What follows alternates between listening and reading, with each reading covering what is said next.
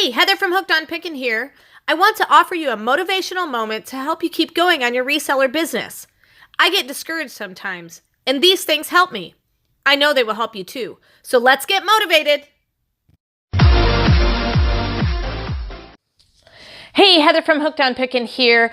I want to talk today for a motivational moment about making mistakes. One of the hardest things about staying motivated is picking yourself up after you have made a mistake.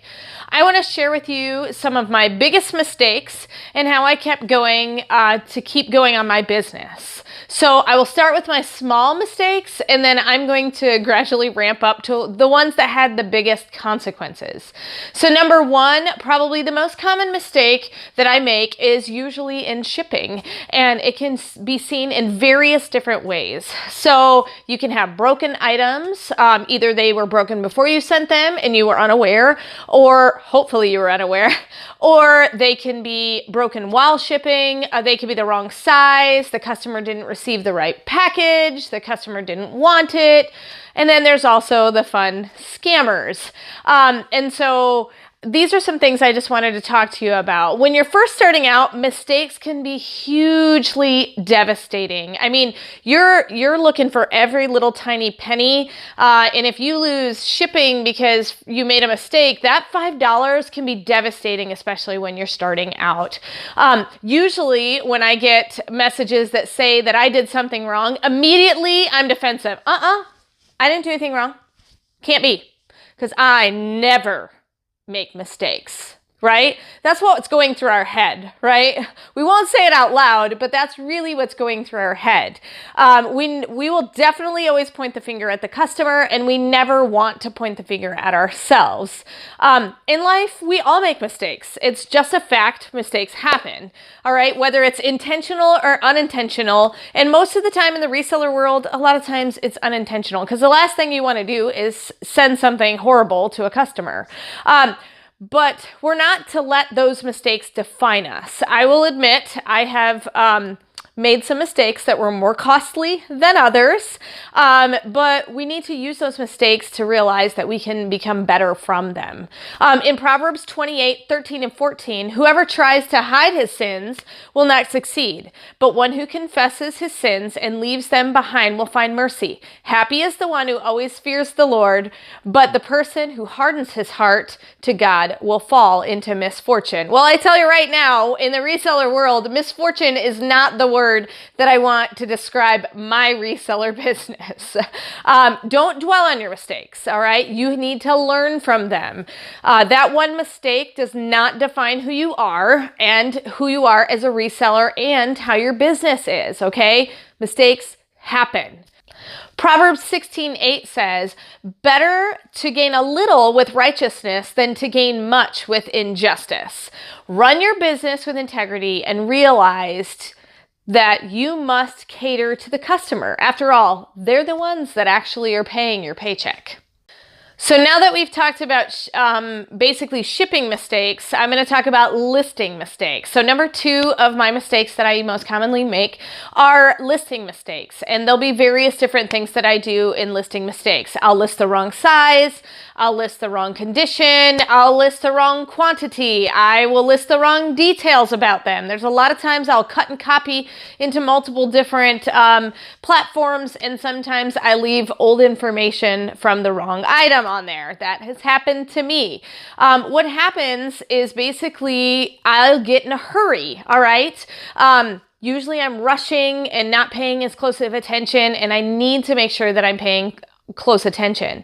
Philippians 4:6 and 7 basically in summarizes says, don't be anxious about things, just pray. And usually when I'm in rush mode is when I make the most mistakes, and it's because I'm anxious about things. I don't have a list made. I'm trying to keep everything stored in my brain, which never works well for me. I forget things, which is why I have become a list maker, even though it doesn't come natural to me. When you realize that you've done something wrong, just take a minute and own up to it. The customer will understand. for the most part.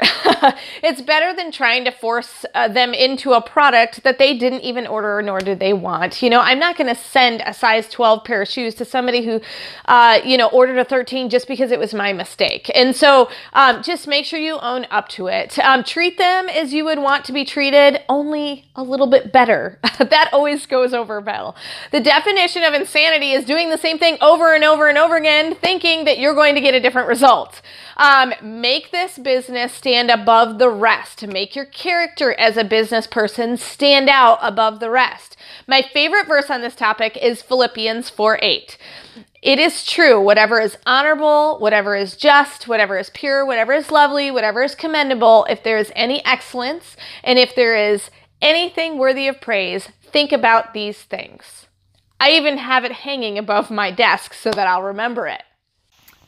There it is. If anything is excellent or praiseworthy, think about such things. And there's the list. Okay, so now that you've heard a couple of my smaller mistakes that I have made with shipping and listing, things that you do on an everyday basis, how about you hear about the Whopper?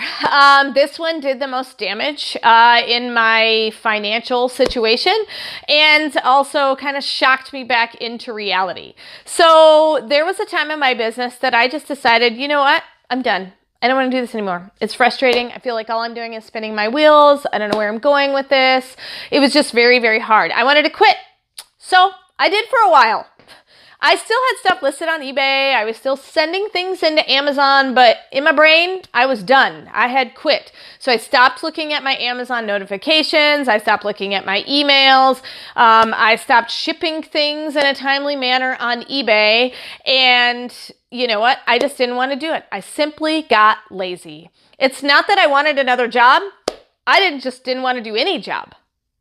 So because of that, Proverbs 10:4 says, "A slack hand causes poverty, but the hand of the diligent makes one rich." Well, I want to be rich, but at that point in my life, I was being very lazy. The unfortunate result of my behavior was that on eBay, I was restricted in the amount of items that I could list and also in the amount of prices I could put on my items. I had a bunch of Triumph parts. I had about 20 some odd of one particular item. I was only allowed to list 2 because the dollar amount was too high and I was restricted to I think only 25 items at a time. And for me in my reseller business, that was very devastating. Also, I couldn't list the quantity that I had. So it made very, very difficult on my business simply because I wasn't able to track my numbers as well. I kept having to go back and count the boxes that I had simply because I couldn't list all of them on my eBay platform. It was really, really hard to deal with, and it made everything take a lot more time. And part of the reason that happened was because I had ignored messages, and when something sold, I decided not to ship it right away. And customer contact, I never got back in contact with people who had emailed me. And so it was just a number of things that added up.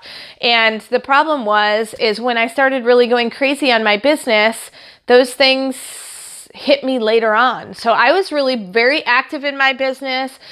This was about 6 months ago where I was just like, yeah, we were talking about building this building and the whole 9 yards. And then all of a sudden, because I had gotten those way back a year prior, suddenly I got a couple more customer complaints, which were really not my fault. But they were, the customer complained and they got put on my account. I eventually got them removed. But in the meantime, those old ones from a year ago affected my listing ability on eBay. And so that was a biggie for me. Now, here was the Whopper. On Amazon, because I had ignored all my messages, I had too many customer complaints on specific listings and emails concerning IP issues, which are intellectual property issues. Basically, that means that somebody says, wait a minute, this isn't actually the item that it is. And they said I was copyright infringement or something. I was not. I looked on Amazon. I was not gated in this. This was not something, this was actually legitimate, the item, and there's no way for me to have known any other thing other than someone sending me an email. Well, I initially thought that it was a scammer and that they were just another FBA'er like me wanting to get me off their listing. And so I just ignored the messages. I didn't do anything about it. And in turn, I got my Amazon account banned for for 3 weeks. Now, I have heard people that have gotten their Amazon account banned for a lifetime. And of course, that's a big, long story that I'm actually planning on making a future video about. But because I didn't handle it initially correctly right away in the beginning, that's why I got the ban. You know, they basically thought that I was stealing intellectual property, which absolutely I was not. And so I got it banned. And so finally I had to basically talk to Amazon and say, hey, look, this was not my intention. I won't do this again. If ever somebody emails me, I'll be sure to delist it and close the listing immediately and all that thing. So I had to really follow the rules for a very, very long time to basically clean up my account. And my account stayed at a low percentage for quite some time. It's in good standing now, but it took me a long time to really build that back up. And a lot of money was lost in those 3 weeks. Storage fees, I tied up my inventory. I had limited listing on all of those things.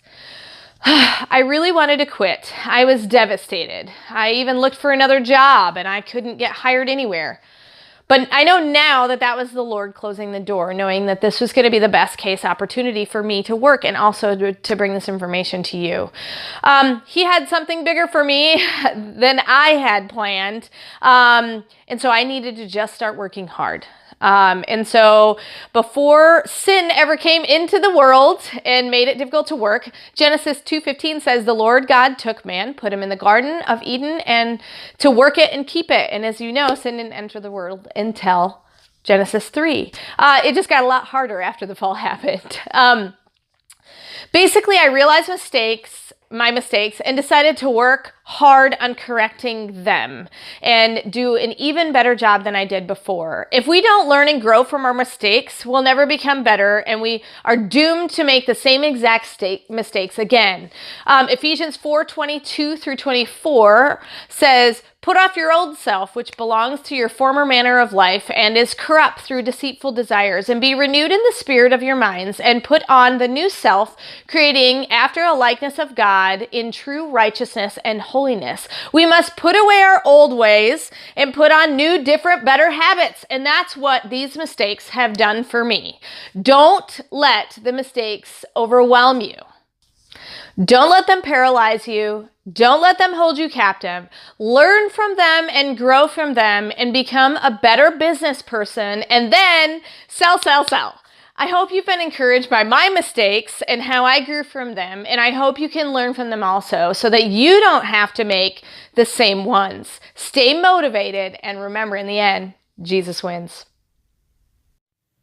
I really hope this helped you today. If you would like to purchase the complete transcript of this motivational moment, just head on over to hookedonpickin.com and search for the topic title, or click the link in the description below and I will email you the PDF right away. If you don't attend church or cannot get out, please join me and my church family on our church's live stream on Facebook in the link below. The one who is usually preaching is my hubby, the voice from behind the camera. And you might even see me singing on the praise team. The live stream usually begins between 10:30 and 10:45 after our announcement time on Sundays. Just tune in and enjoy. Hey, thanks for watching. I hope you learned something. If you'd like to watch more of my videos, just click on them here. And if you'd like to learn more about the reseller world, subscribe to my channel and check out my other videos. Thanks.